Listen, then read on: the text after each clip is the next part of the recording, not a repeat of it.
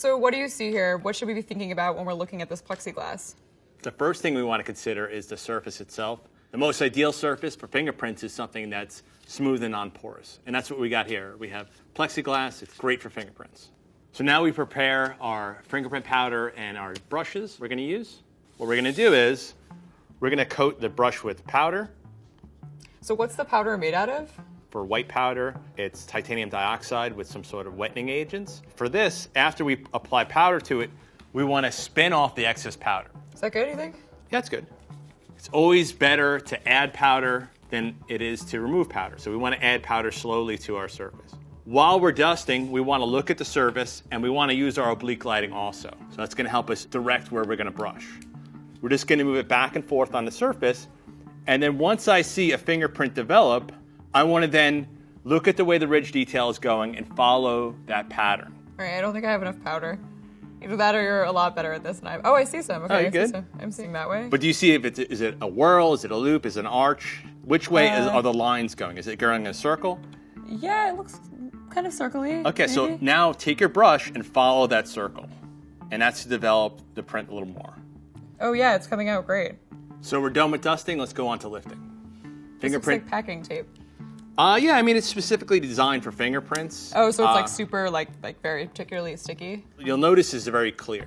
So Very clear, okay. If we open it up, we should be able to see right through it. So we want to do it in one steady, swift motion, like so. Excellent. So what I want to do first is I'm going to start my tape outside of where that print is. So I'll start it over here. The next thing I want to do is create an anchor point. I do that by moving my finger up and down. And then what I want to do is smooth my finger across the fingerprint. If there's any sort of texture there, I want to work my finger in. When I'm done, we have a fingerprint. I actually got it, guys.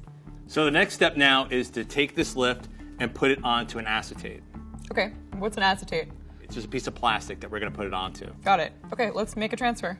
What we want to do is put our acetate on a clean surface. My fingerprint is right there. So I want to make sure that that gets on the card.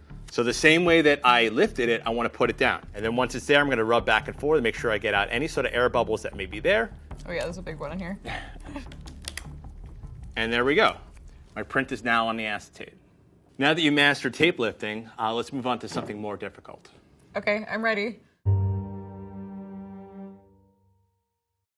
So the most ideal surface, like I said, is something that's smooth and non-porous.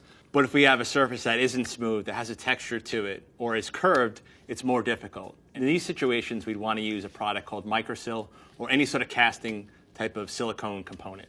Okay, so the next step now is to process these surfaces. In this case, we have a light-colored surface, so we'll use a black powder. It's a carbon agent and wetting agent also. So we have our powder, and we have two brushes. Okay, we'll take a look at it with the light, and we see that there's a really nice fingerprint right there. So lightly apply some powder to it. So just to barely, yep. Sorry, I have powder in my nose. That's gonna happen. And now, if you see a pattern there, follow that arch. What do you think? I think we're good. Okay, great. Should we get some more powder for the golf ball? Yes. Try just to move just the tips of the brush and move it back and forth. See anything appearing? Any friction ridge detail? Not too much. Okay. This is a really hard surface, huh? It is a hard surface. Or is there any like object shape like that you usually see besides like doorknobs? Not this difficult, but I've had occasion to have textured surfaces that are dimpled like this. Like what kind of objects? I've had a vase at a crime scene that had a very textured surface like that, and that if I was to try to lift it with regular lifting tape, it wouldn't have done anything. So the next step now is to prepare our microsil and apply it to our surface. So this is microsil. It's a casting component we use to recover fingerprints or impressions from difficult surfaces. So I'll do one from one side of the card to the other, and now I'm going to draw a line just below it in the hardener, and you'll see it's going to come out thinner, but as long as it's the same length, that's all that matters to me. Mix the blue into the white, and I'm just going to scoop up some of this microsil, and we're just going to spread it over, just like you would spackle a hole. All right.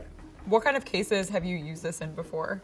Everything from sexual assaults to homicides. I had a case where someone broke into a house and they left a tool mark impression from a screwdriver to break in. So we used that to cast the tool mark impression. So now I'm going to have you mix up your own batch. So you can use this not only for fingerprints, but you could use it for other sorts of impressions as well. Yes.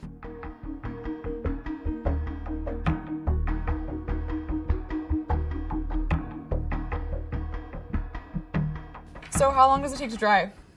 Well, it depends on the environment, but within 15, 20 minutes, it should be dry. So let's take a look at what we got. The big reveal. Whoa. Look at that.